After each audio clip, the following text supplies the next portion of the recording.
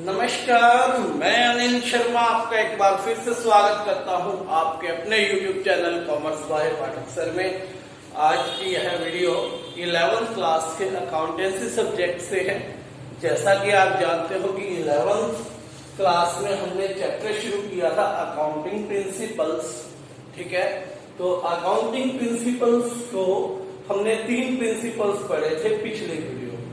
ठीक है, कौन कौन से प्रिंसिपल पढ़े थे वो एक बार मैं बता देता हूँ। सेपरेट लीगल एंटिटी, इसमें क्या था कि ऑनर और बिजनेस दो अलग अलग एंटिटी हैं, दोनों की अपनी अलग अलग बुक्स ऑफ अकाउंट्स रखी जा सकती हैं। ठीक है, दोनों के बीच में लेन देन होता है। इसी तरह से जैसे ऑनर अपने बिजनेस में कैपिटल लगाता तो बिजनेस को ओनर को इंटरेस्ट देना पड़ता है। ठीक है ना बात। और वैसे भी आपको मैंने बताया था कि कैपिटल इंटरनल लायबिलिटी होती है। ठीक है, जब हमने अकाउंटिंग टर्म्स पढ़ी थी। तो दूसरा हमने पढ़ा था गोइंग कंसर्न कंसेप्ट। इसी कंसेप्ट के अकॉर्डिंग हम ये मानते हैं कि हमारा बिजनेस फ्यूचर में लॉन्ग टाइम तक चलेगा। इसी के आधार पर हम जब कोई प्रॉपर्टी खरीदते हैं तो हम मान लेते हैं कि ये 10 साल या 15 साल ही चलेगी।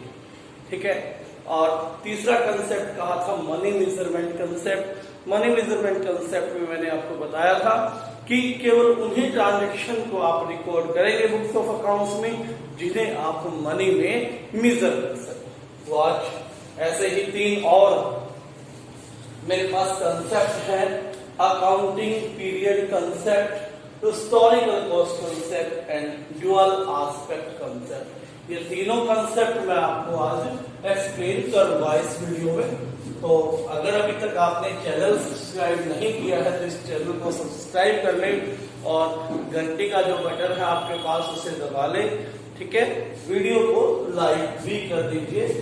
उसके बाद आइए स्टार्ट करते हैं। पहला है अकाउंटिंग पीरियड कंसेप्ट। देखिए, ज्यादातर जो टर्म्स होती हैं उनके नाम में ही रहस्य छुपा होता है।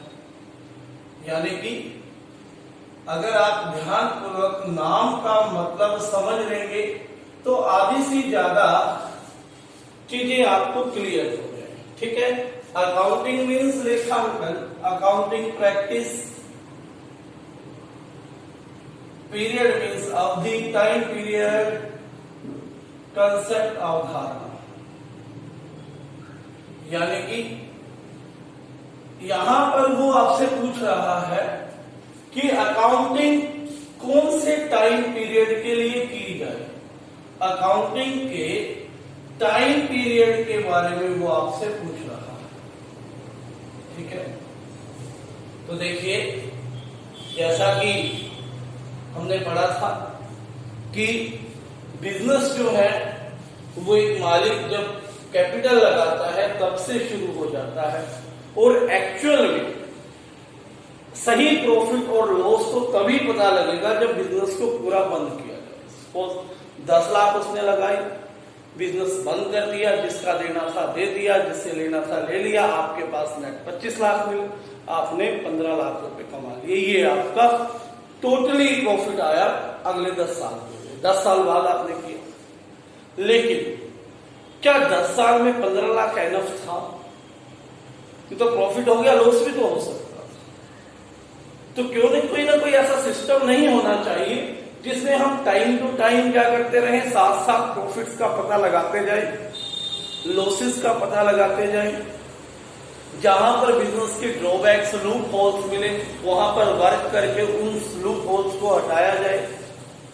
तो इसी कंसेप्ट से, इसी सोच विचार से क्या किया गया, अकाउंटिंग का टाइम पीरियड कंसेप्ट दिया गया। इसमें होल लाइफ को, बिजनेस की लाइफ को,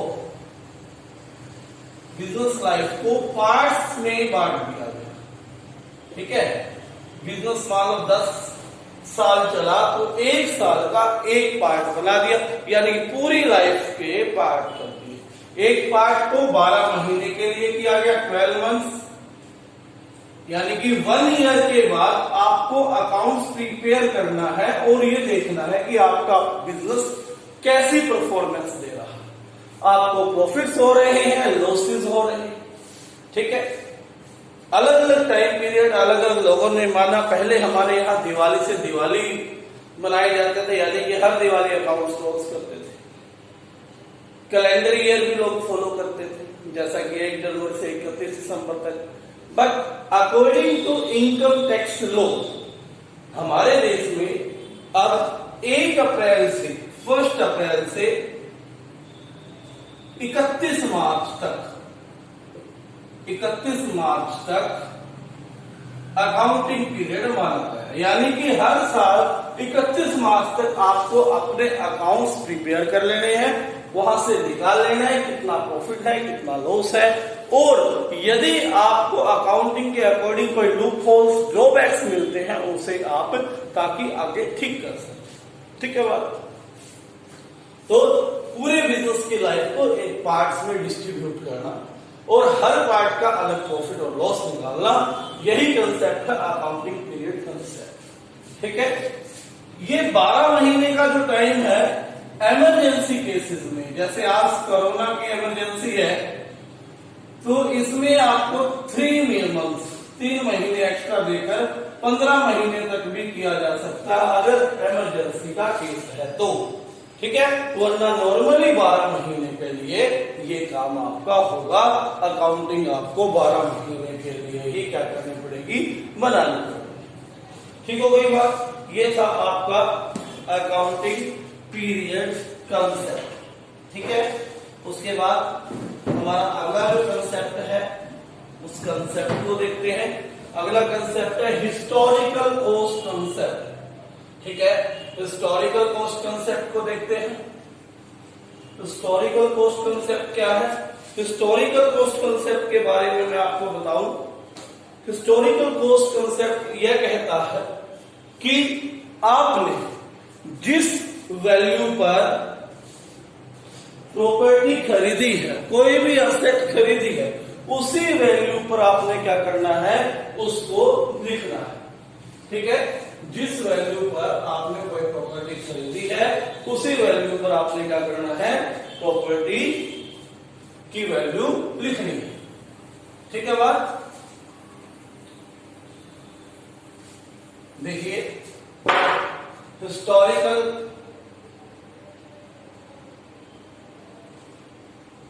कॉस्ट कंसेप्ट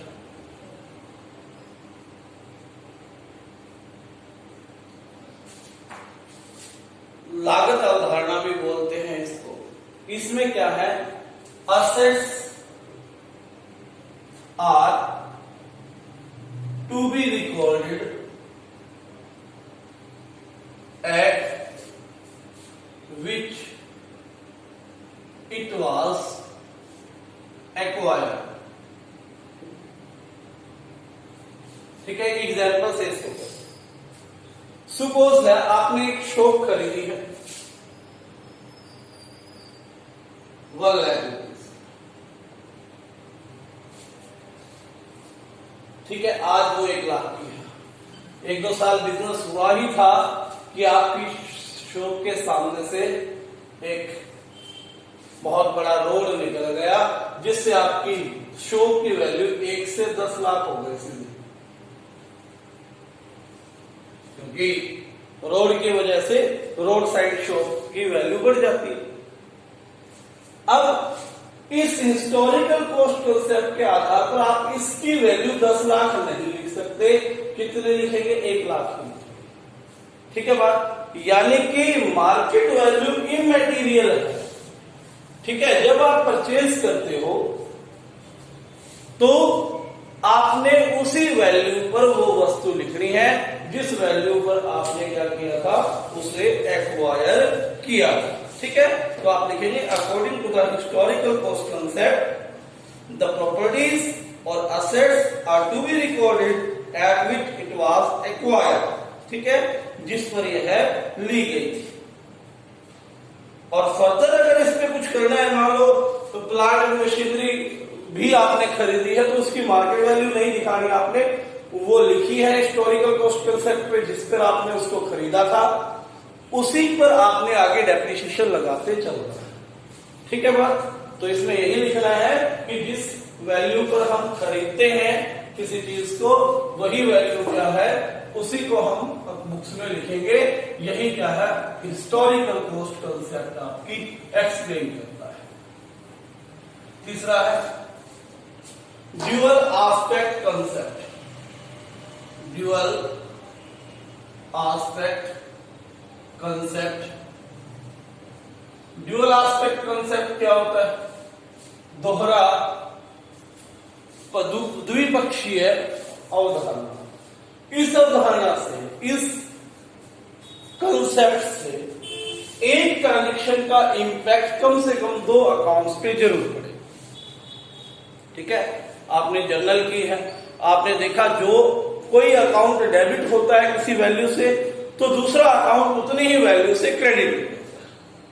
ठीक है, वो इसी के आधार पर बनाई गई है ड्यूअल एस्पेक्ट कंसेप्ट। और आपने अकाउंटिंग इक्वेशन पढ़ी, assets is equal to liabilities plus capital, assets is equal to liabilities plus capital। आपने देखा कि ये इक्वेशन हर टाइम इक्वल रहती है, ये इक्वेशन कभी भी चेंज नहीं होती। ये क्यों नहीं होती, क्योंकि ड्यूअल एस्पेक्ट कंसेप्ट के अकॉर्डिंग ही हम अपने अकाउंट्स को प्रिपेयर करते हैं।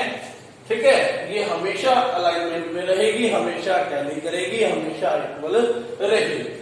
ठीक है, तो इसमें आपने यही लिखना है कि dual aspect concept is a concept where each transaction impacts at least 2 accounts, कम से कम 2 अकाउंट्स को इंपैक्ट करते हैं। The value is debited with 1 account, it should be credited with other account. ठीक है, तो इस उतनी ही वैल्यू को आपने क्रेडिट भी करना है। ठीक है, तभी जाकर क्या होगी, आपकी जनरल इक्वल होगी। और यही कंसेप्ट है आपका ड्यूअल एस्पेक्ट कंसेप्ट। तो आज के लिए इतना ही, 3 कंसेप्ट आपको एक्सप्लेन किए मैंने, तो तीनों को आपने करना है, याद करना है और अपनी कॉपी में भी लिख लेना है। तो आज के लिए धन्यवाद। ठीक है, और सॉरी